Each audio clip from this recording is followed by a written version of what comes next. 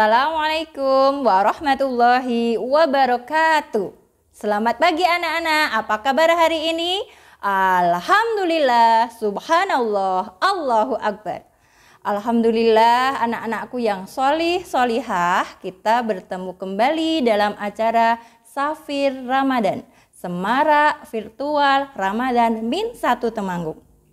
Anak-anakku yang solih dan solihah, hari ini perkenankan Bu Ulfah membacakan tema menghindari dosa-dosa hati. Anak-anakku yang berbahagia dan pemirsa yang dirahmati oleh Allah Subhanahu wa taala. Diriwayatkan dari Anas bin Malik radhiyallahu anhu berkata, ketika kami duduk-duduk berhalaqah bersama dengan Rasulullah Shallallahu Alaihi Wasallam berkata, wahai para sahabat, akan datang, akan lewat di hadapan kalian seorang laki-laki penghuni surga. Perkataan Rasulullah membuat riuh para sahabat. Siapakah gerangan orang yang dimaksud oleh Rasulullah? Apakah beliau sahabat yang mempunyai ilmu yang tinggi seperti Sayyidina Ali? Ataukah sahabat yang sangat dermawan seperti Abu Bakar As-Siddiq? Ataukah sahabat yang tidak pernah absen mengikuti perang untuk membela Islam? Seketika itu datanglah seorang laki-laki Ansor yang masih basah raut mukanya dengan air wudhu, dan tangan kirinya membawa sepasang sandal jepit. Orang itu tidak ada yang istimewa, hanyalah orang biasa. Rasa penasaran sahabat belum bisa terpecahkan. Keesokan paginya, ketika berhalaqah bersama dengan Rasulullah berkata lagi, akan lewat di hadapan kalian wahai para sahabat, seorang laki-laki penghuni surga. Seketika itu juga datanglah seorang laki-laki Ansor yang kemarin melewati halaqah sama seperti keadaan kemarin. Raut wajahnya masih basah dengan air wudhu dan tangan kirinya masih membawa sepasang sandal jepit. Para sahabat semakin penasaran. Sebenarnya apakah yang istimewa dari laki-laki Ansor itu? Keesokan paginya, saat berhalaqah lagi, Rasulullah berkata seperti itu lagi. Sudah 3 kali Rasulullah mengatakan akan lewat seorang laki-laki yang akan jadi penghuni surga. Para sahabat saling riuh, saling penasaran, tetapi tidak ada yang berani untuk bertanya kepada Rasulullah. Para sahabat segan untuk mengetahui amalan apa yang membuat orang itu istimewa. Sehingga salah satu sahabat yang bernama Abdullah bin Amr bin As ingin membuktikan rasa penasarannya. Ia mendatangi laki-laki Ansor yang melewati halaqah ketika Rasulullah sudah meninggalkan tempat halaqah. Kemudian ia menemui laki-laki Ansor itu dan berkata kepadanya, wahai sahabat, aku ingin bercakap-cakap denganmu. Aku ingin berkeluh kesah denganmu. Silahkan wahai Abdullah. Aku hari ini sedang bermasalah dengan ayahku, bermasalah dengan keluargaku, dan aku bersumpah akan meninggalkan rumah selama 3 hari. Bolehkah aku menginap di tempatmu untuk memenuhi sumpahku kepada ayah dan keluargaku? Laki-laki Ansor itu menjawab, silahkan, rumahku terbuka untuk siapapun. Akhirnya Abdullah bin Amr mengikuti laki-laki Ansor itu. Ia tinggal di rumah laki-laki Ansor itu. Setiap malam ia mengintai, ia memperhatikan gerak-gerik laki-laki Ansor. Apakah di malam hari ia qiyamul lail, ataukah tadarus, ataukah membaca amalan-amalan istimewa. Tetapi ia belum menemukan Ia hanya melihat ketika laki-laki Ansor itu terjaga, terbangun dari tidurnya. Ia selalu mengucapkan zikir sampai menjelang subuh. Hal itu dilakukan setiap hari. Sampai 3 hari Abdullah menginap di tempat Ansor. Ia belum menemukan titik terang amalan apa yang menjadikan orang itu istimewa. Sebelum rasa penasarannya berakhir, ia mengungkapkan kepada laki-laki Ansor itu, "Wahai sahabat, aku penasaran. Aku ingin berterus terang kepadamu. Sesungguhnya aku tidak punya masalah apa-apa dengan ayahku. Aku tidak punya masalah apa-apa dengan keluargaku. Aku hanya penasaran dengan apa yang engkau lakukan.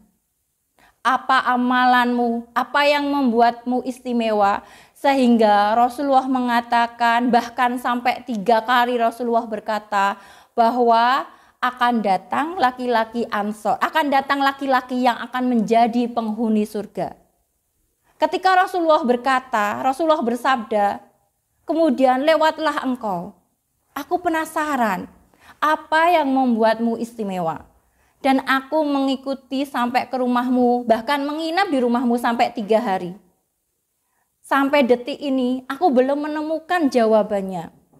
Engkau tidak melakukan qiyamul lail seperti yang dilakukan oleh para sahabat.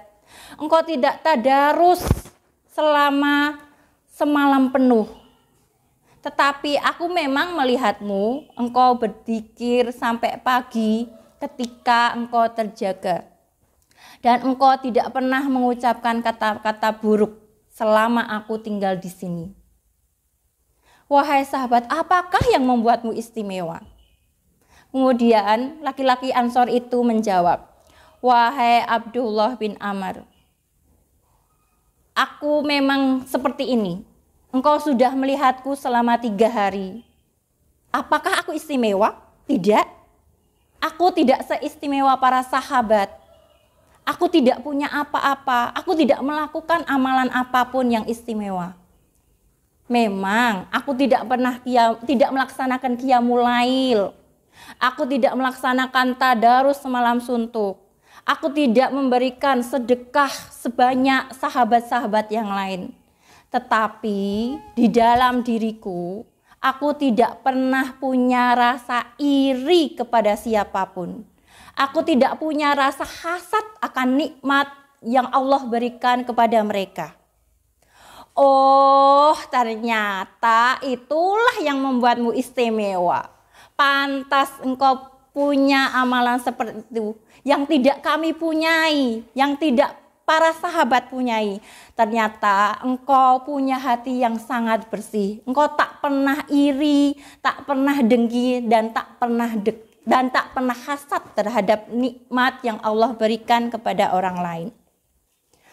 Anak-anakku yang berbahagia dan para pemirsa yang dirahmati oleh Allah Subhanahu wa taala. Ternyata untuk mendapatkan surga, mendapatkan jaminan surga tidak hanya diperoleh dari kesalehan zahir, tetapi juga kesalehan batin. Seperti kebanyakan para sahabat menganggap bahwa orang yang paling mulia di antara mereka adalah orang yang bersih hatinya dari kebencian kepada saudaranya sesama muslim dan paling sedikit ghibahnya. Dalam sebuah hadis dari Ibnu Mas'ud radhiyallahu anhu, Rasulullah pernah bersabda, tidak dibenarkan hasad kecuali 2 hal. Yang pertama, hasad kepada seseorang yang diberi anugerah oleh Allah harta yang sangat banyak dan ia mampu membelanjakan di jalan yang benar. Yang kedua, hasad kepada orang yang dianugerahi oleh Allah ilmu yang luas, ilmu yang tinggi, sehingga orang itu mampu mengamalkannya dan mengajarkannya berbagi kepada sesama. Hadis riwayat Bukhari dan Muslim. Dari kisah tersebut, kita bisa mengambil hikmah. Mengapa kita hendaknya menghindari sifat iri, sifat dengki, sifat hasad, dan penyakit hati yang lain. Kenapa? Apa jawabannya? Apa alasannya? Karena Allah menyukai orang-orang yang menghadap Allah dengan hati yang bersih. Sebagaimana firman Allah dalam Al-Quran surat Asy-Syu'ara ayat 89. Mengapa Allah menyukai orang yang bersih hatinya? Apakah anak-anak tahu jawabannya? Pertama, yang menjadi patokan di sisi Allah Subhanahu wa Ta'ala adalah amalan hati. Rasulullah pernah bersabda dalam sebuah hadis yang artinya, sesungguhnya Allah tidak melihat kepada rupa dan wajah kalian, tetapi Allah melihat hati dan amalan kalian. Di mana amalan hati itu tersembunyi. Tidak ada orang yang tahu kecuali Allah Subhanahu wa Ta'ala. Yang kedua, hati adalah penentu amalan seluruh anggota badan kita. Sebagaimana Rasulullah bersabda, di dalam tubuh, di dalam jasad seseorang itu ada segumpal darah, ada segumpal daging. Apabila daging atau darah itu baik, maka seluruh tubuhnya akan baik.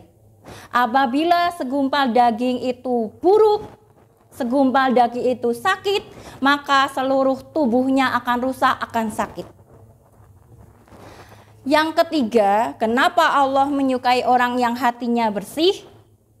Ketiga, hati itu adalah tempat kebahagiaan. Semua penyakit hati adalah perusak kebahagiaan. Oleh karenanya, seseorang hendaknya berusaha untuk membersihkan hatinya. Orang yang paling berbahagia adalah orang yang qanaah, orang yang tidak pelit, orang yang ikhlas, orang yang pemaaf, orang yang tidak pendendam, orang yang tidak iri, dan orang yang tidak hasad.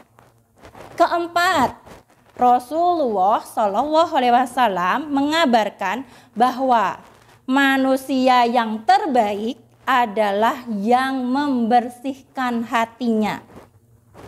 Rasulullah menyamakan hati itu ibaratnya sebuah rumah yang harus senantiasa kita bersihkan agar kita yang pemilik rumahnya maupun orang-orang yang datang ke rumah kita itu jadi nyaman, jadi happy, jadi senang. Maka hati kita seperti itu. Kita akan senang, kita akan bahagia ketika hati kita bersih. Sebagaimana firman Allah dalam surat Asy-Syam ayat 9. Qad aflaha man zakkaha. Sesungguhnya beruntunglah orang-orang yang menyucikan jiwanya itu. Terus bagaimana cara kita membersihkan hati kita dari penyakit hati yang memang kadang mampir di tubuh kita, mampir di dalam diri kita? Kita dapat membersihkan hati kita, mengobati hati kita dengan 5 perkara. Seperti nyanyiannya Opik. Obat hati ada 5 perkaranya. Yang pertama baca Quran dan maknanya. Yang kedua sholat malam dirikanlah. Yang ketiga berkumpullah dengan orang soleh. Yang keempat berbanyaklah berpuasa. Yang kelima zikir malam perpanjanglah. Salah satunya siapa saja bisa menjalani. Moga-moga Gusti Allah mencukupi. Mohon maaf kalau lagunya cempreng karena saya bukan penyanyi. Mungkin itu yang bisa kami sampaikan dalam pertemuan hari ini. Semoga kita semua bisa mengambil hikmah dan belajar. Saya juga belajar untuk diri saya sendiri. Kita membersihkan hati kita dari sifat iri, dari sifat dengki, dari sifat hati, sehingga akan membuat kita menjadi orang yang berbahagia.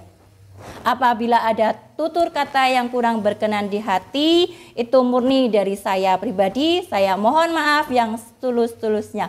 Wabillahi taufiq wal hidayah waridha wal inayah. Wassalamualaikum warahmatullahi wabarakatuh.